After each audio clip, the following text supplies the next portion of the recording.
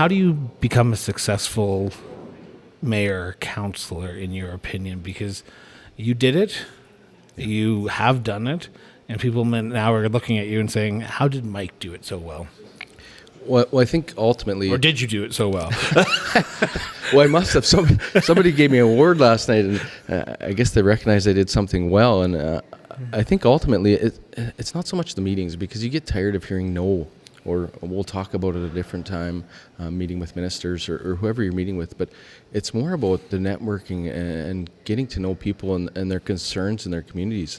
And ultimately, when times get tough in your municipality, talking to somebody in a different municipality that has had that happen before, that's a big deal. Welcome to Municipal Affairs. Earlier this month, more than 1,000 delegates from urban municipalities across Saskatchewan converged in Saskatoon for the 2025 Saskatchewan Urban Municipalities Association Convention. Now, this annual event serves as a cornerstone for collaboration, celebration, and forward thinking among municipal leaders in the province. This year especially significant following the 2024 municipal elections.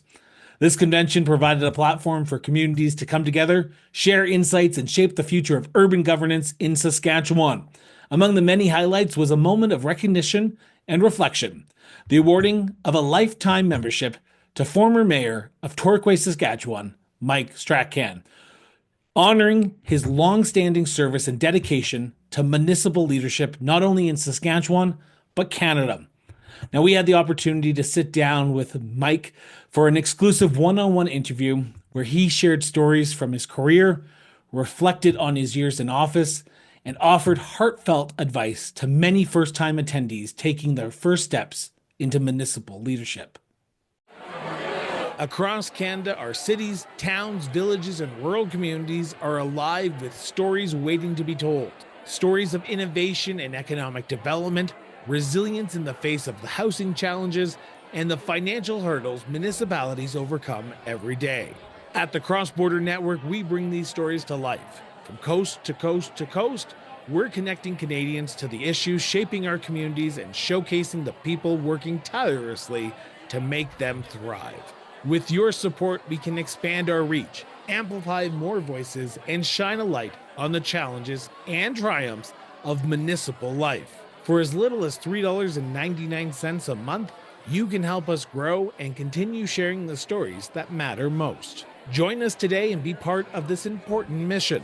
Together, we can tell more stories, build stronger communities, and make a real difference. Support the Cross Border Network now. Visit www.crossborderinterviews.ca today.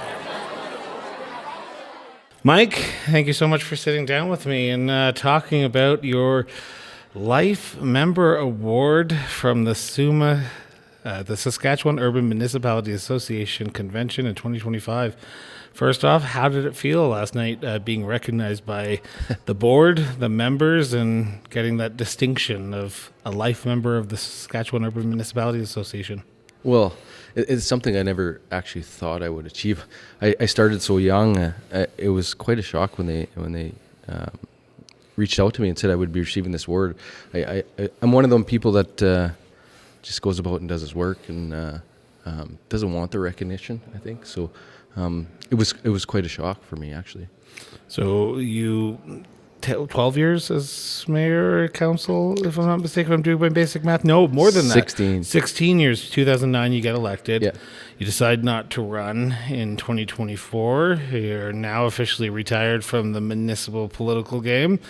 You're back at your very first convention as a former mayor. How's it feel to be back here and hearing what the issues are? I know it's only been a few months since you've just retired, but are you hearing the same things that you heard last year?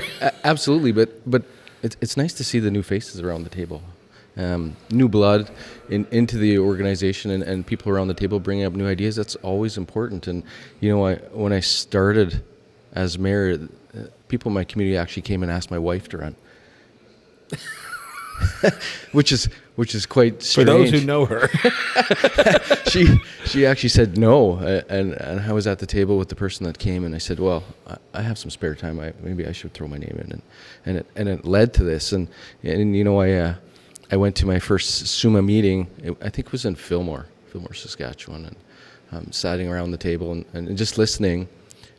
And I wasn't on the board at that time. And then the next call for members for the board came, and nobody put their hand up. And that's to me, that was something that we needed people to be at that table. And me being from a village, we kind of do things different in villages. We kind of go out and just get things done. I stuck my hand up, and geez, I've been there ever since. So you see the new crop of municipal leaders. You've been there that very first SUMA convention. You've been there that very first year as a newly elected leader. How do you become a successful mayor, councillor, in your opinion? Because you did it, you have done it, and people now are looking at you and saying, how did Mike do it so well? Well, I think ultimately... Or did you do it so well?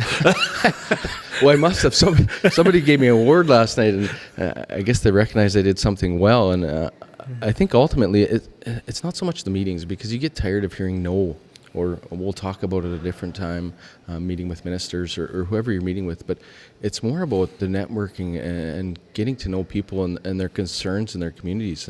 And ultimately, when times get tough in your municipality, talking to somebody in a different municipality that has had that happen before, that's a big deal, because a lot of times in your community, the people that are asking about the pothole issue or the water treatment plant or whatever the issue is don't understand like municipal officials. And it's important to make those connections so that you ultimately grow. And living in a silo is not a way to be. And that's, in my opinion, that's how small communities will die, is if you're living in a silo. So ultimately, it's about building connections. Well, and even in your speech at the President's Gala last night, you mentioned that. You said, go talk to someone, get outside your comfort zone.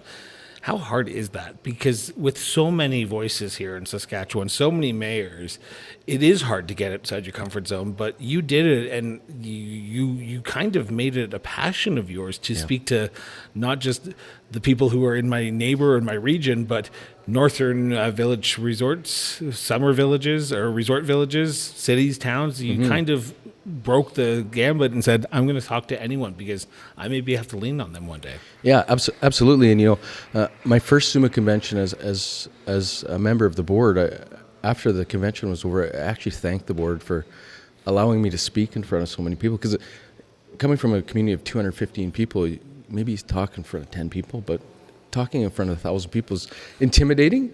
But it also, getting out of your comfort zone is something that I tend to like to do. And I've had conversations with the mayor of Calgary, councillors from Montreal, people from Halifax, and we're talking about things happening in a community of 215 people, water treatment, how our roads are, our lagoon system, and they're listening. And I think that's the best way to get your message out. And ultimately, for me, from a village, and I did spend some time on FCM, putting out those concerns to those bigger centers about smaller communities matter as well. We may be smaller, our voices aren't as heard as much as the table, but just opening people's eyes to what's happening, because we're not much different than northern communities in small villages, right? We don't have the means or the staff to be that vocal, and ultimately, I tell people that if you're from a village, just speak up. We need to hear you. From the SUMA perspective, because some smaller villages like Torquay, you can kind of feel like you're in a silo when things get tough. Yep. How important is it to have an organization like SUMA that you can call and bounce ideas off? Because sometimes you can't get a hold of the mayor next door, and SUMA's there Monday to Friday, barring any holidays. They are there to be that support. How much reliance and how much did you bounce ideas off of SUMA, not from a board perspective, but as a mayor perspective, to say, I need this solved? Maybe SUMA would have that answer. Is it easy to just call them up? Absolutely, it's easy, and I don't know if a lot of communities take advantage of it, because I've talked to a lot of communities that the first thing I say is, have you called some of the staff at SUMA to ask the question? Some of them have, some of them haven't, but ultimately being able to call SUMA up and talk to somebody that maybe has a legal background. You don't have a lawyer in your community as a village, just even 10 minutes of, this is who you should talk to. Some of the governance stuff, even when you don't have an administrator, where do we look for administration? who do we turn to? SUMA's always been there. I think SUMA will always be there, and I'm excited for the future of SUMA and this new model, governance model, and I think it's only going to improve for villages, towns, and cities moving forward on how they're represented and the things they can get done. And if you look at some of the programs SUMA offers, man, there's lots of things now for small communities to get involved and start to grow their community. As a now retired politician, I can say that to you now. Family is important, especially when you're in this field. I got to ask the very important question, but how does your wife feel about you being home? And are you happy that you had her beside you the entire 16 years on council? Because without her, I'm assuming this could not have been done. Yeah, absolutely. And, she couldn't be with me last night. We had some other things that she had to attend to. But I had a text from her last night and said, I haven't been this far away from you in that long. So it's important. And, I'm breaking out. But, yeah, it's important. Family's always been important. And you can rely on people that are surrounding you. And I know from my perspective, and I'll let you compose yourself while I ask this question. It's going to be a long-winded one, so I hope you don't mind if you take 2 seconds. There's not a lot of people that you can rely on in this world in 2025, and I say that respectfully as we talk about how great SUMA is. But when you come home and after a long, stressful day, it's nice to have a refreshing face like a wife or a husband or kids, and they probably made the last 16 years when you were traveling a lot easier on you because you knew that when you got home you could be dad to them or husband to them. Absolutely, and it's the first time for two of my kids that haven't had me as mayor of their community ever. So I don't have those. So you can't fix any parking tickets for them anymore. That's right. And I don't have my youngest running around with her friends saying, my dad's the mayor. Well, what's your dad do? Stuff like that. So it's been pretty interesting.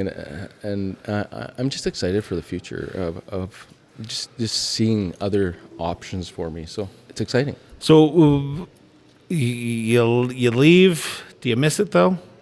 Do you miss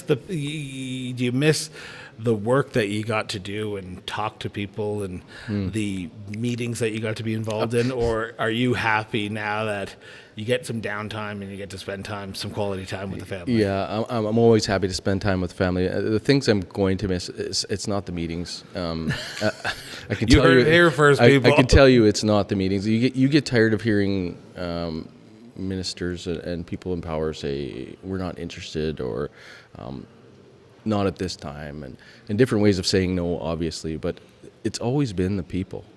And you know this, Chris, from the interviews you do, people are unique. Yeah. And just having that conversation with somebody from a bigger center and hearing their concerns and how it communicates to your little community. And, FCM in Calgary when they had the water break issue.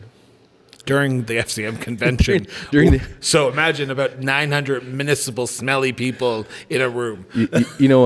And I talked to Jody Gondak about that, and I said, that happens in small communities all the time. Yeah. And we deal with it. And sure, you get the bad press, but we're all on your side. We all know what it's like to have that. So, and it probably couldn't have happened at a better time for Jody and the city of Calgary to have all those municipal leaders in one room, because we all understood the issues they were facing. And that's just the municipal family, and I think that's what I'm going to miss. Is politics out of the system for you, or we don't even need to finish the question? We already got the nod. Yeah, I think so. Yeah.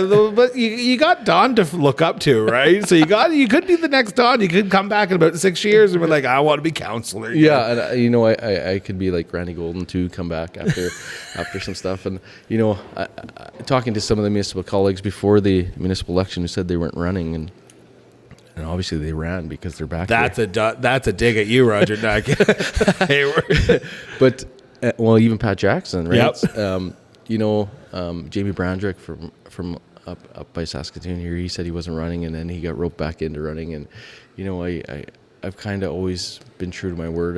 If I say I'm going to do something, I'm usually going to do it. And I don't know if I'll be back. I kind of enjoying the time with family, but you never know what the future holds. But I think it'll be a while. One last question. I said that was the last question, but this is going to be it's you and me, Mike. So Yep. you know that I ask many last questions. What's your advice to the next generation of leaders? You talk about getting out of your comfort zone, but what could make their life a lot easier as they enter into this arena, because they're in their early stages and they're just taking their first steps as an elected official. What advice do you wish you would have had in those first early days? Well, you read my advice in the pamphlet. Read your bio. Ultimately, I think there's tremendous educational opportunities for municipal leaders out there, and SUMA is one of those drivers of educational opportunities, and I would say just find those opportunities to educate yourself. Going into something as a newly elected official, never having done something like this, it's a big ask. So I would say find those educational opportunities and lean on your council members that have been there a while. So, Mike, always a pleasure from the Cross Border Network. Thank you so much for everything you've done for us to make this a reality, to coming on the show in the very, very early days of not knowing who the heck this guy from Calgary was. I have a new friend, and I continue to hope to have great conversations about the municipal field as two people who are one not in the field anymore and one who never entered the field because he never got elected. So thanks so much, Mike. Well, thanks for having me, Chris. And I actually have to thank Tanine Rudick for saying, because I reached out to her at an FCM board meeting. I said, "Who is this guy that's blowing up my DMs on Twitter?" That sounds really weird, blowing up my DMs. Denise said, "Well, he's a really good interviewer. You should do it." And I said, maybe I had, and I'm glad I did, because it's been a really good friendship, and I thank you for that, Chris. Thank you so much for tuning in for another episode of Municipal Affairs. Now, we hope you've enjoyed today's conversation, gained some valuable insights. We would like to thank the Saskatchewan Urban Municipalities Association for allowing us to attend this year's convention and record these great interviews that you have seen on Municipal Affairs over the last few weeks. Now, if you haven't already, be sure to subscribe to the show on your favorite podcast platform, or if you haven't, head over to our YouTube channel and click the subscribe button there. Now, to learn more about the communities and the people we feature on this show and our sister shows, visit us online at crossborderinterviews.ca. Now, your support means the world to us, so share this episode with your friends, your family, and yes, even your community. Help keep the conversation going.